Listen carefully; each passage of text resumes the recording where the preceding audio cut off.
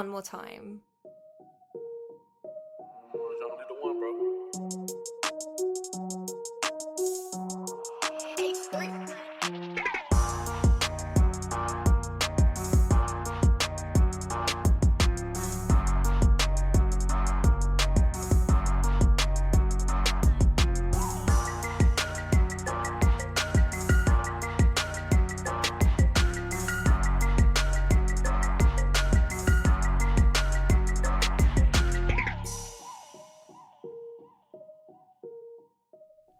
Hey, what's going on, Who Dat Nation? It is yours truly, TJ Jones, the host of the State of the Saints podcast.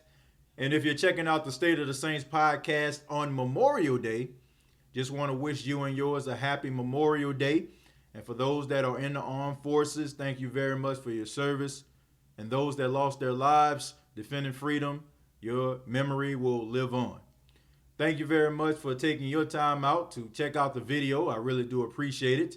On this edition of the State of the Saints podcast, we're going to be talking about former head coach Jim Mora. He celebrated his 85th birthday. Man, 85 years old. I just watched a video with Jim Mora, and he was just so vibrant, man, for an 85 or 84-year-old man at the time when I saw it.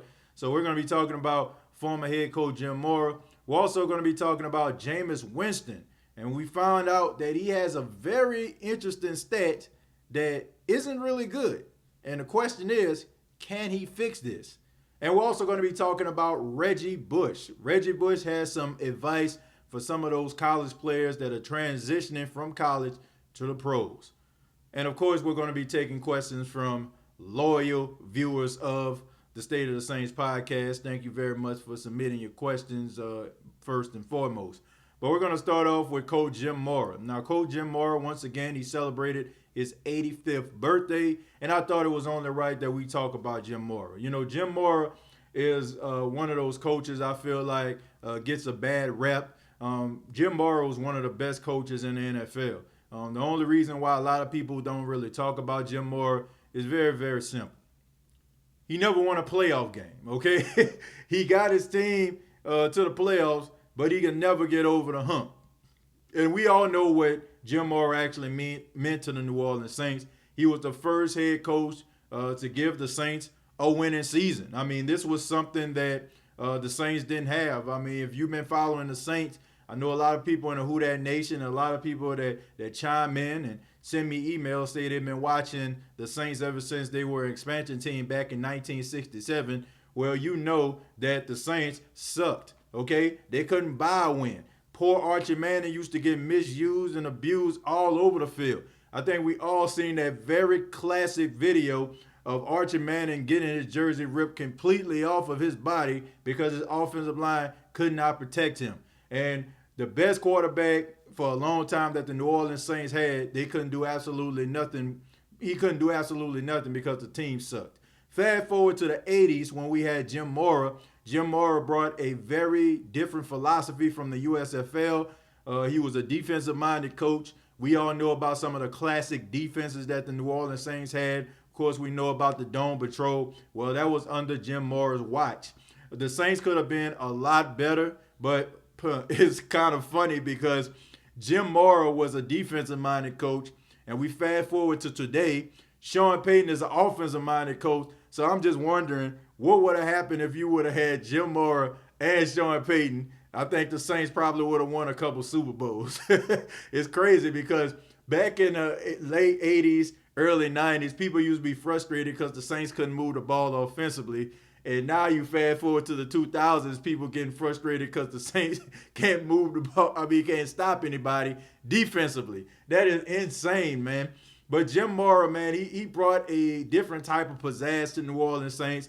I mean, one of the greatest sound bites in the history of sports. I mean, Jim Mora chewing his team out after a game, Jim Mora talking to the media.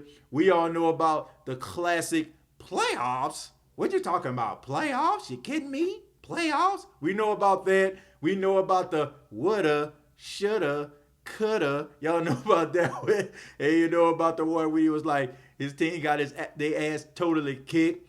Yeah, they couldn't run the ball. They couldn't try to run the ball. They couldn't complete a pass. They sucked. Y'all know his favorite word was about his team got their ass totally kicked. Jim Mora, man, classic sound bites. If you never heard Jim Mora sound bites, I encourage you to check it out on YouTube. Some of the funniest stuff you're ever going to see. But Jim Mora did leave a lasting impression in New Orleans. I mean, unfortunately, he was fired because, the team kind of fell down and was losing. But nevertheless, Jim Mora, you have to say he was the second greatest New Orleans Saints coach in history. That's just my opinion. I don't think you're going to find a better coach outside of Sean Payton better than Jim Mora. Jim Mora gave the Saints fans really something to cheer about, man, when the franchise was basically straight up hot garbage. So we want to say happy birthday to Jim Mora, and thank you very much for your contributions to Saints history, and you'll never be forgotten, man, especially some of those classic sound bites that you put out. Man, classic. But let's go ahead and move on. We're going to be talking about Jameis Winston now. Jameis Winston, the new backup quarterback of the New Orleans Saints. A lot of people have mixed emotions in the Who Dat Nation about Jameis Winston. Will he be able to turn a corner?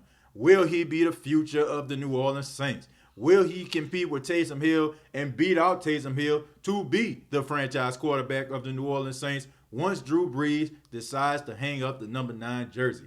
Well, we're not going to talk about that so much. We're going to be focusing on a stat that Jameis Winston has that isn't very good, okay? Jameis Winston, according to analytics and according to sources, has the worst deep ball in all of the National Football League. That's what's being reported. Jameis Winston has the worst deep ball in the history of the NFL. Well, not the history, but he has the worst in the NFL right now. We'll just say that, okay? Not in history. I'm pretty sure they had a lot worse. I can name a few. But today, they're saying that he has the worst. But what does this really mean? This means that when Jameis Winston drop back to pass, 7-step drops, bombs away, most likely it's going to get picked or it's going to be overthrown, which says that Jameis Winston isn't really that accurate. And when he's accurate with the other team, which isn't good. Okay, so this isn't a surprise to anybody. Everybody knows that Jameis Winston needs some help.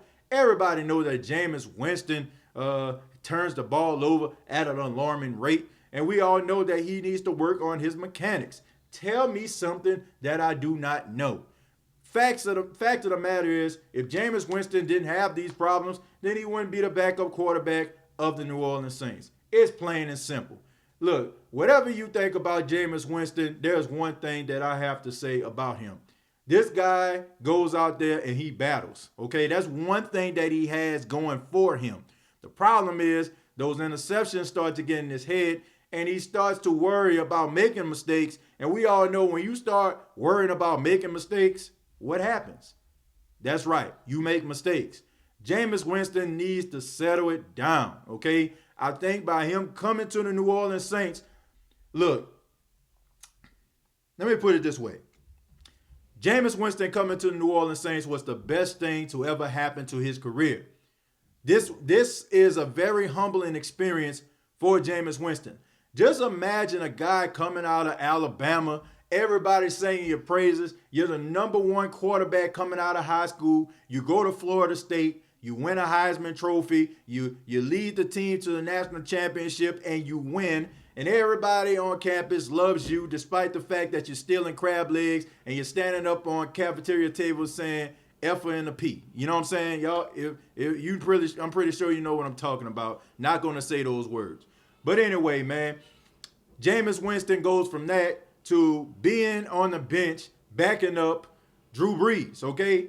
Big man on campus at Florida State, first overall pick, played for Tampa, didn't really do well, had some ups, had some downs. Now he's backing up Drew Brees. This is a very humbling experience for him. Sometimes you need to be knocked down on your ass in order for you to see things clearly. We all have been there, rather it be sports or rather it be life. There has been times where you need to come down just a tad bit to see the big picture. The big picture is there's not going to be many opportunities for Jameis Winston to resurrect himself. This may be the last opportunity. You see Cam Newton. Cam Newton is 30 years old right now, and in my opinion, if I had to choose who was the best quarterback out of these two, I would have to go with Cam Newton. But Cam Newton can't find a job right now, not even a backup job. Joe Flacco just signed with a team before Cam Newton. Okay? The fact is, Jameis Winston is 26, going on 27 years old, and he's young. But at the same time, your youth is not going to be on your side every single year. Every year, you get better. I mean, you get older, You get older each and every year. And I'm going to say something that may be a little bit controversial, but I feel this way. I feel that Jameis Winston is going to be the toughest assignment that Sean Payton and his coaching staff ever had. He is going to be the toughest assignment. He's going to be tougher than Taysom Hill. He's going to be tougher than Teddy Bridgewater. He's going to be tougher than Drew Brees, of course. I don't feel like this coaching staff is going to have an easy time with Jameis Winston because Jameis Winston went throughout his whole entire career, nobody really telling him anything at all. Not saying anything to him. Man, you know what I'm saying? Riding this man's coattails, riding on his back, getting where they need to be. We see Jimbo Fisher go from Florida State to Texas A&M, got more money, more opportunities. We see Florida State, the university, got national championship and recognition and number one, high school recruits off the back of Jameis Winston. Everybody was grabbing on Jameis Winston, milking this man until you were dry, including the Tampa Bay organization, okay? Until Bruce Arians came along and said, I got somebody named Tom Brady, and bye-bye, farewell, okay? Jameis Winston is going to be a tough assignment because, nobody's really been telling him anything. And for him to come in humbling himself and Sean Payton saying, look here, hey, man, you got to calm it down. We're going to, make things a little bit simplistic for you. We need you to make this read right here. If this read isn't there, then go here. It's going to be tough for them, man. I feel like it's going to be tougher than Teddy Bridgewater because Teddy Bridgewater, unlike Jameis Winston, nobody really told Teddy Bridgewater that we don't want you anymore because you're not good. Okay, that wasn't the case. Teddy Bridgewater left the Minnesota Vikings organization because he got hurt. Okay, and we all know, time go by. We can't really wait on you to get better. That's setting our team back. That's setting the franchise back. And we decided to go in a different direction. We decided to get Kirk Cousins. I can understand that if I'm Teddy Bridgewater. I get hurt. Nobody really said that Teddy Bridgewater didn't have what it takes to be a starter in the league like Jameis Winston. The team that drafted you gave up on you. They gave up on you. They said you're not good enough.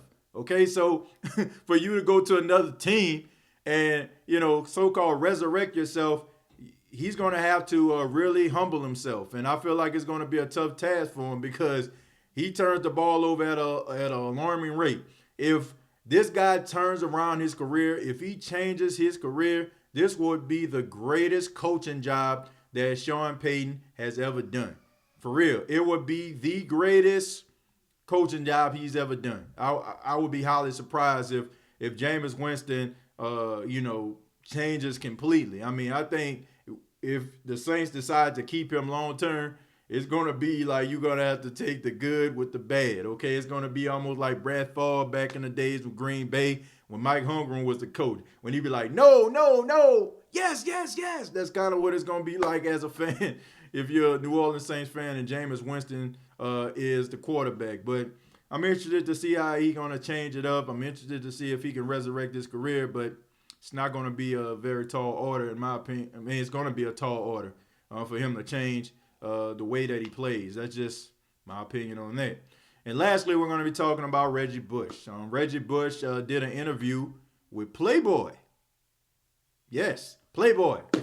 I don't know if he was in it. I don't know about all that. I just know that it was with Playboy. And he talked a little bit about college. Okay, he was talking about how college players now can actually have endorsement deals. I don't know if you all know this, but they can.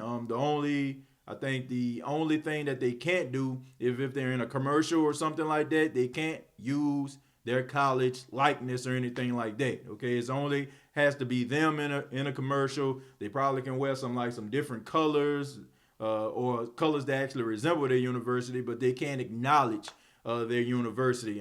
And Reggie Bush talked about how some of these kids, that going to get these opportunities, they need guidance. And he talked about how when he first got into the league, he wished that he would have had things differently. He would have done things differently because he felt like he left a lot of money on the table because he trusted in a lot of people to make decisions for him, and he didn't really make decisions for himself. And now he's about 35-year-old man, if I'm not mistaken, and he's looking back and saying, man, I probably would have had more money if I would have thought this way. So he feels like it's a great opportunity for these kids. However, you shouldn't give them these opportunities if they don't have anybody to kind of sit them down and discuss finances with them, because they can get taken advantage of, kind of similar to how he did. Look, man, I'm all for college football players getting paid. I feel like these guys need to get paid. They get these university millions upon millions of dollars. And, especially if you're like a Heisman Trophy candidate or a guy that's always on college, college football, scoreboard, or anybody talking about you like Kirk Herbstreit or any of those guys, Fowler and them, they're talking about you. They're building up your brand. So it's unfair that you get all of these different accolades and people are making money off you like your university, and y'all going to bowl games, getting about 30, 40 million for the bowl games. And these kids get in trouble if they take a bacon, egg, and cheese sandwich. Nah, bro, that ain't cool at all. But I do feel like they need to get themselves some guidance, man. Get some people that can actually talk to them, rather it be, get a little mentorship program going, with some professional players where they can actually talk to them and, kind of help them out, get some financial planners in there so they won't be taken advantage of. I think that when you're looking at these 18, 19-year-old kids and, you're giving these guys endorsement deals, they're not going to make the best decision. And how do I know that? Is because at one time I was 18 and 19 years old. And the only thing I actually cared about at that time was actually chasing after girls. And that's it. You know what I'm saying? Trying to impress these girls by the clothes that I had, by the shoes that I had on. You know what I'm saying? That's what my mind was at 18, 19 years old. Fast forward to the age of 33. Of course, I don't think like that anymore. I'm more of a family guy, and I'm focusing on trying to build something, building a brand on the State of Saints podcast, or, trying to do something to help my son, have a college fund. But, when you're 18, 19 years old, you feel like you got your whole world ahead of you, and, you just want to live for the now. So Reggie Bush understood that, he was living for the now at the time, and it cost him. So he don't want that to happen to any of those young kids out there. And I completely understand it. I'm happy that these kids are going to get endorsement deals, but I'm kind of skeptical of how, like these kids are going to I'm skeptical if they're going to do the right thing or not, I should say, because, people come in, man, you can do this, we can invest this, or, and end up taking all their money. And then by the time, they get into the pros, I mean, honestly, we all know, like some players, that are college stars, they go to the pros, they're not that good. So you had opportunity to make endorsements while you were in college, and when you get to the pros, might not work out. You could still possibly have that endorsement money if you play your cards right. But it's all gonna be about who is in their corner. So I agree with Reggie Bush on that. I know a lot of people are saying, man, it's hypocritical to Reggie Bush because Reggie Bush up here talking about it's not a good idea about the money, and they need to focus on, financial planning, this, that, and the third. And people were like, talking about Reggie Bush, the controversy about him taking funds when he was in college and him having to relinquish his Heisman Trophy. Look, man, Reggie Bush did what was best for his family, and I think that a lot of people, if you're you coming from poverty and you never really had anything, and you're playing in college and everybody's singing your praises. Meanwhile, you call your mom on the phone, your mom talking about she can't pay the rent or she can't pay the lights or the water because they're in financial peril. I mean, honestly, I think I probably would have did the same thing too. So I don't blame Reggie Bush for that. I feel like they need to get that man his Heisman back. I don't feel like him taking money had anything to do with his performance on the field because he was an incredible player at USC. So I don't see why you have to give up your Heisman for that. It makes absolutely no sense to me. But I got a lot of respect for Reggie Bush. We all know what he did in New Orleans. Me personally, I feel like he was a little bit of a bust when it came to being a New Orleans Saint, but he wasn't a bust when it came to the symbolism and what he meant to the city of New Orleans. I mean, it was the rebirth. And I remember every time Reggie Bush get the ball in his hands, it was a level of excitement that people felt in the Who Dat Nation. You didn't know if he was going to make somebody miss or make it, or go all the way or something like that. But, I mean, he left a couple memories in New Orleans, but nevertheless, I have to say that I agree with Reggie Bush. I think these young kids need some guidance. But now we're going to go ahead and move on. We're going to talk a little bit about, answer some questions from the Who Dat Nation. And first off, I want to say thank you all for submitting your questions once again. And let me find them.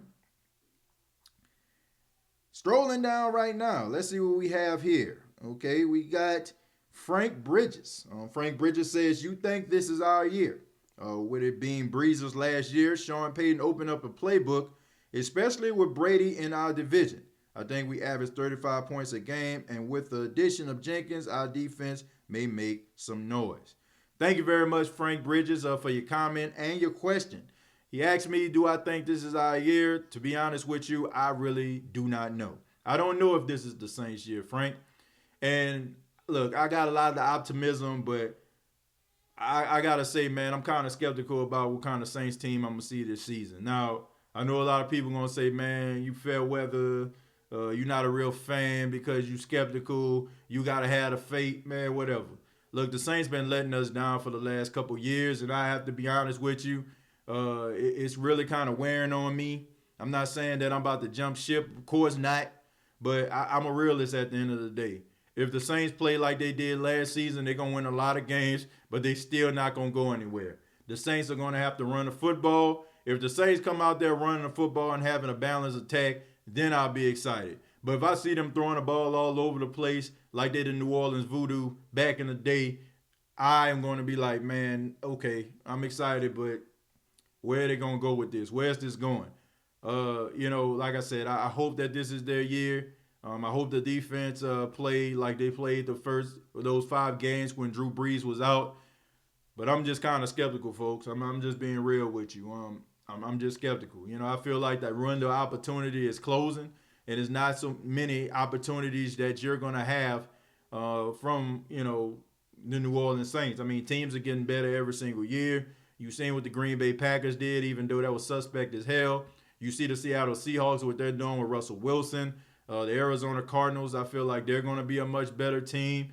Of course, the NFC South, man, you never know with this division. I mean, the Saints won 3 years in a row, but every team is trying to compete with the Saints, and they're beefing up their team. So you can't just say automatically we got this in the bag. I got the Saints winning the division, but, I mean, the Saints going to have to come out there and perform, man. I think the blueprint has been put out about how to stop Drew Brees by putting your pass rushers in the center and putting the pressure in his face. So I'm interested to see how the Saints are going to kind of maneuver and move things around in order for them to, make things easier for number 9. But thank you very much, Frank.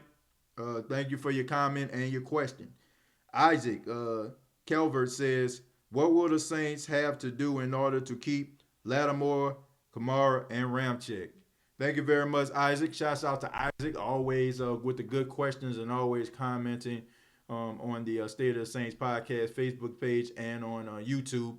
The thing that I feel like they got to do in order to keep all 3 guys is very simple, okay? They got to manage the cap. That's why all these people out here talking about, the Saints got $10 million. They got $10 million to play with. They got $10 million. Man, why do y'all think they got rid of Larry Warford? I mean, Larry Warford, because they got rid of him, I mean, that cleared up about $7.7 million, put the Saints at about 10 point something $1 million that they can actually use in order to sign these guys. Why people just sitting up here trying to make it seem like the New Orleans Saints, don't have to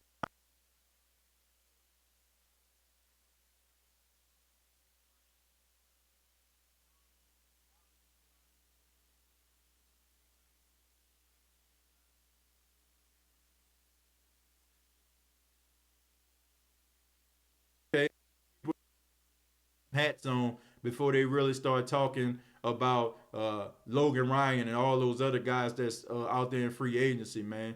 I mean, we can't play free agency like we playing Madden when we turn the salary cap off and we can get whoever the hell we want. These three guys are going to be very beneficial to the success of the New Orleans Saints. Ryan Ramczyk, in my opinion, has Hall of Famer written all over him. Marshawn Lattimore, not so much in my opinion, but he's a above average corner, a guy that you can actually build your secondary with. And Alvin Kamara is a guy that does so many great things. Why would you want to get rid of him? And people talking about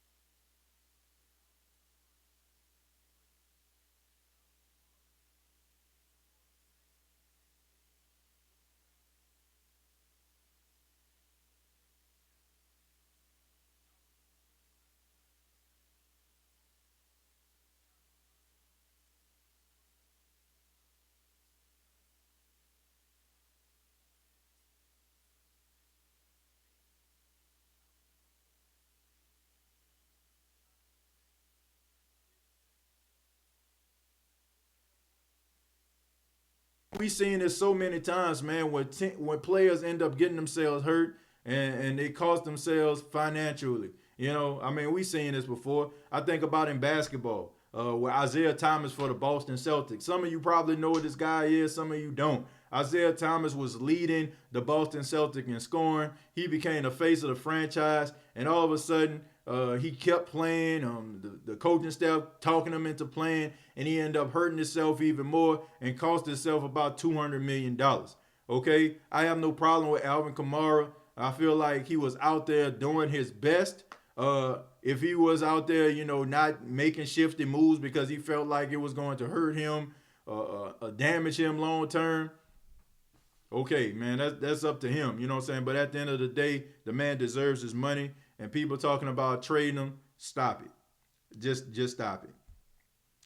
I'm gonna read one more question from the Who Dat Nation, and we're gonna go ahead and get up out of here. But I just don't understand the whole Alvin Kamara thing. I really don't. Just like I don't understand why I'm thinking about it, the Marcus Williams thing. I don't. I don't understand why people got a problem with Marcus Williams. Yeah, okay, the Minneapolis Miracle. Oh, wow. I mean, oh, my goodness. Like, oh, he screwed the game for everybody. But the guy caught an interception to put the Saints back into the game. But we don't want to talk about that.